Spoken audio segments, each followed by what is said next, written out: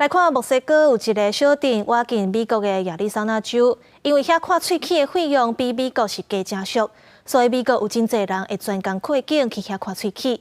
这4条大路都有买600斤的齿科诊所，当地人拢讲因遐是全世界上侪齿科医师的所在。而且因为这费用是真俗，逐间诊所是拢正拼，器材是如换如神进。今年64岁亚利桑那州的退休族大卫巴瑞10多年前开始专程穿过边界，去墨西哥俗称古齿市的洛斯阿科多纳斯看喙齿。伊讲真侪人误会墨西哥的齿科品质较歹，毋过事实上这设备更较先进。伊故乡的齿科也咧印模，毋过这全部拢是电子化咯。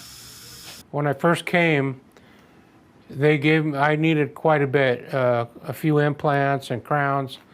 And in California, they quoted me $35,000, and I think I paid about $6,000 or $8,000 here. 美国总人口当中，差不多有1/4的人无齿科保险。我亚利桑那州设在1894年小镇洛斯阿戈多纳斯，就用优惠的价数，每年吸引数十万美国人来看喙齿。因为价数实在差真大，就算爱真侪摆会诊，差价要够支付旅程另外开销。小镇4条主要街仔路组织将近600间的诊所，当地人讲这是全世界齿科医生上密集的所在。